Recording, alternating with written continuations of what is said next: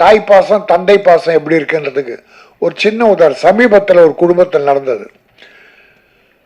அப்பா அம்மா கஷ்டப்பட்டு பிள்ளைய படிக்க வச்சு கல்யாணம் பண்ணி ஒரு குழந்தை இருக்கு. இப்போ அப்பா இல்லை, அம்மா தான் இருக்காங்க அந்த குடும்பத்தில். 8 வருஷமா அந்த வீட்டில் நாய் இல்லை, தாய் தான் இருந்தாங்க. இந்த கணவன் மனைவிக்கு பிள்ளைக்கு, இந்த அம்மாவுடைய பிள்ளைக்கு ஒரு நாய் வளர்க்கணும்னு ஆசை. அந்த ஒரு குழந்தை இருக்கு அவங்களுக்கு, ஒரு பெண் குழந்தை. அவன் என்ன சொல்கிறான், நாய் வாங்க போகிறேன். அம்மா சொல்கிறாங்கப்பா வேணாப்பா, ஃப்ளாட் வீடுப்பா, வேறு எங்கே கிரவுண்டு கூட இல்லை, நாய் அங்கங்கே ஓடும், முடி உதிரும், வேணாப்பா அப்படின்னு அம்மா ஒரு அட்வைஸ். அவங்க ஒரு பேராசிரியர், ஒரு கல்லூரியில் பேராசிரியர் இருந்து ரிட்டையர்ட் ஆனவங்க. நாய் வேண்டாம்ப்பா, பாசம் வைப்போம், அதனால் வேண்டாம். அந்த பிள்ளை என்னத்துப்பா சொன்னாங்க, அம்மா எங்களுக்கு நாய் கண்டிப்பாக வேணும், உனக்கு இஷ்டம் இருந்தால் இரு, இல்லைன்னா போயிடு. சத்தியமா சார், 6 மாதம் ஆச்சு சார். நாய் வேணுமா சார், பெற்ற தாய் வேண்டாமா சார்? என்ன சார் கலாச்சாரம், எங்கே போகுது? அன்பிற்கும் மரியாதைக்கும் உரிய பட தயாரிப்பாளர் அருமை தம்பி சீனிவாச குரு அவர்களே, படத்தை இயக்கியுள்ள தம்பி முத்து அவர்களே, படத்தை வாழ்த்த வந்திருக்கிற வெற்றிப்பட இயக்குநராக விளங்கிய உதயகுமார் அவர்களே, பேரரசு அவர்களே, மற்ற நந்தகோபால் அவர்களே, உளமாற தயாரிப்பாளரை, இயக்குனரை, நடிகர்களை வாழ்த்த வந்திருக்கிற நல்லவர்களே, உங்கள் அத்தனை பேருக்கும் என் மனம் நிறைந்த வாழ்த்துக்களை தெரிவித்துக் கொள்கிறேன். செவிக்கு உணவு இல்லாத போது சிறிது வயிற்றுக்கும் இயப்படும். ஆனால் இங்கே வயிற்றுக்கு பிரியாணி விருந்து கொடுத்த பிறகு செவிக்கு சில செய்திகளை சொல்லி வாழ்த்த இங்கு விழாவை நடத்தியிருக்கிறார்கள். பல பேர் மகிழ்ச்சியோடு ஆனந்தத்தோடு படத்தை வாழ்த்திக் கொண்டிருக்கிறார்கள். சிக்லெட் என்ற இந்த படம் ட்ரெய்லர் பார்த்தோம். நீட், வெரி நீட், ரொம்ப அற்புதமான, இந்த காலத்துக்கு தேவையான ஒரு செய்தி. அது ஏவா யூ ஏவான்றது வேற. அப்பா அம்மா பிள்ளைங்க அண்டர்ஸ்டாண்டிங் என்ன? அப்பா அம்மா சொல்றத பிள்ளைங்க கேட்கிறாங்களா, பிள்ளைங்க சொல்றத அப்பா அம்மா கேட்கிறாங்களா என்ற பிரச்சனையை அடிப்படையாக ஒவ்வொரு குடும்பத்திலும் நடக்குது, ஒவ்வொரு குடும்பத்திலும் நடக்குது. இப்ப விஞ்ஞான வளர்ச்சியில பல சாப்ட்வேர் பெரிய வளர்ச்சியும் கொடுத்திருக்கிறது, பல அழிவுகளையும் கொடுத்திருக்கிறது. நீங்க உதாரணமா ரம்மி கேம், சூதாட்டம் பல குடும்பங்களை பாழாக்கி பல குடும்ப தலைவர்கள், குழந்தைகள், பிள்ளைகள், மாணவர்களை அழிச்சிருச்சு. போதையில அதான் அது ஒரு போதை.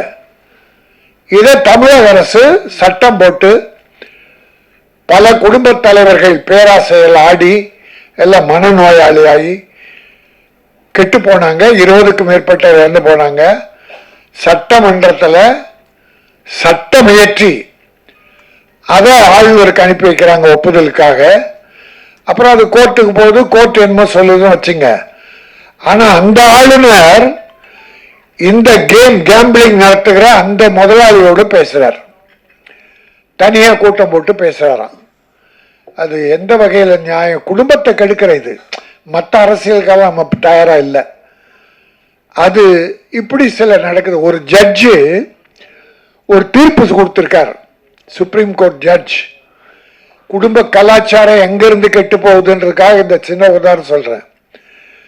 ஒரு தீர்ப்பில் ஒரு ஜட்ஜி தீர்ப்பு கொடுக்கிறாரு, கணவன் மனைவியில அந்த மனைவி விருப்பத்தோடு இன்னொருவரோட போனா அது தப்பில்லையா? Judgement supreme court. இதுவா நம் கலாச்சாரம் எப்படி சீர்கட்டு போச்சுன்னு இருக்க. அதுக்காக 1-2 உதாரணத்தை கேள்விப்பட்டதை சொன்னேன். ஏன்னா இது ஒரு அருமையான சப்ஜெக்ட், தேவையான சப்ஜெக்ட். இன்னொன்று தாய் பாசம் தந்தை பாசம் எப்படி இருக்குன்றதுக்கு ஒரு சின்ன உதாரணம். சமீபத்தில் ஒரு குடும்பத்தில் நடந்தது. அப்பா அம்மா கஷ்டப்பட்டு பிள்ளைய படிக்க வச்சு கல்யாணம் பண்ணி ஒரு குழந்தை இருக்கு. இப்போ அப்பா இல்லை, அம்மா தான் இருக்காங்க அந்த குடும்பத்தில். 8 வருஷமா அந்த வீட்டில் நாய் இல்லை, தாய் தான் இருந்தாங்க.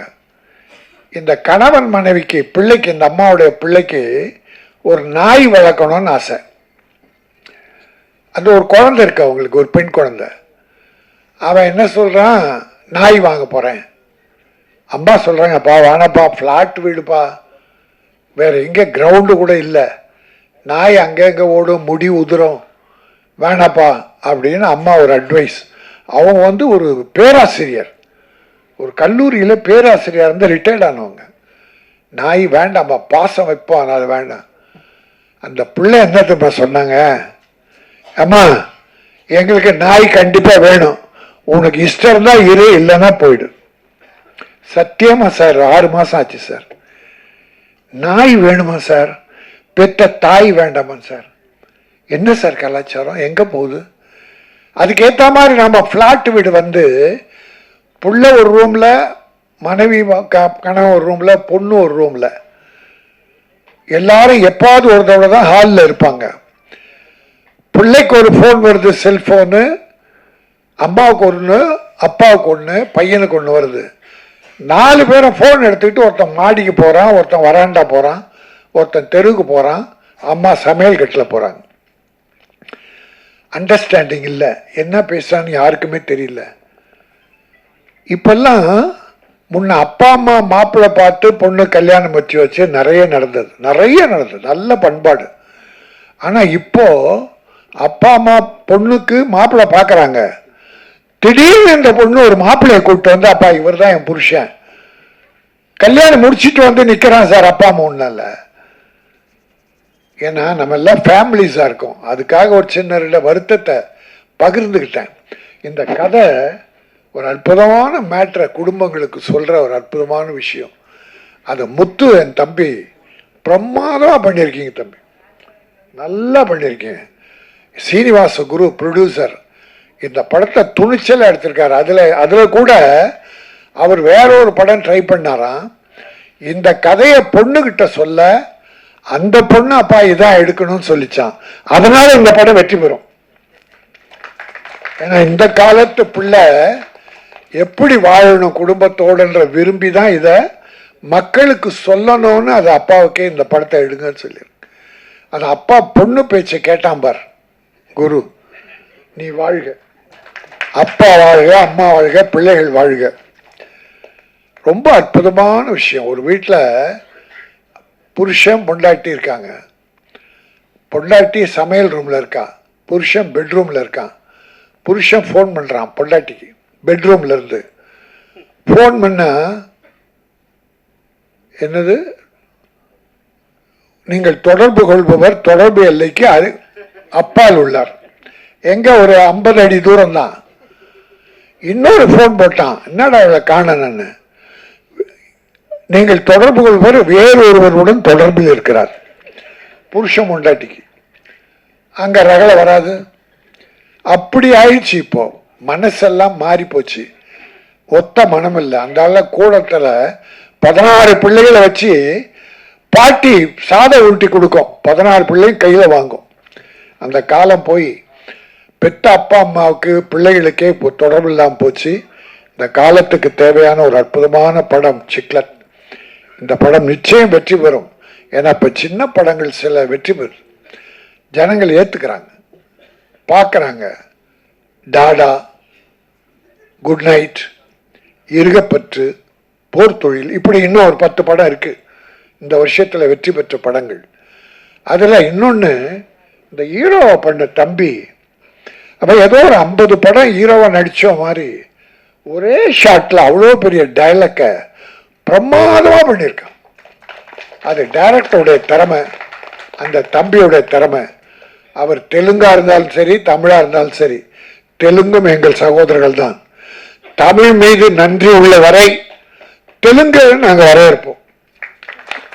தமிழர்கள் மீது நன்றி உள்ளவர். ஏன்னா இப்போ நம்ம ஹீரோக்களும் மற்றவங்களும் அங்கே போகிறாங்க, அங்கே இருக்கவங்களும் இங்கே வர்றாங்க, அது தப்பே இல்லை. ஆனால் உன்னை க்ளோஸ் பண்ண என்ன க்ளோஸ் பண்ணோன்னா அதுதான் தப்பு. ஆக இன்றைக்கு ஒரு அற்புதமான விழா. இந்த ஆடியோ ஃபங்க்ஷனில் கலந்துக்கிட்டோம். நல்ல ட்ரெய்லர் பார்த்தோம். ஒரு பானை சோத்தில் ஒரு சோறு எடுத்து அப்படி நசுக்கி பார்த்தா பானை சோறு வெந்ததாக வருத்தம். ஆனால் நான் ரசிக்கு பார்த்ததை வாயில் போட்டு ருசித்து பார்த்தேன். அந்த சாதம் பிரமாதமாக வெந்திருந்தது. இந்த சிக்லெட் அற்புதமாக வேகத்தோடு அற்புதமாக பண்ண படம் மிகப்பெரிய வெற்றி பெறும். சீனிவாசகுரு ஒரு நல்ல ப்ரொடியூசர் வருவார். முத்து மிகச்சிறந்த இயக்குனராக வருவார். உங்களுடைய அன்பும் ஆசியும் அவர்கள் வேண்டும். நன்றி, வணக்கம்.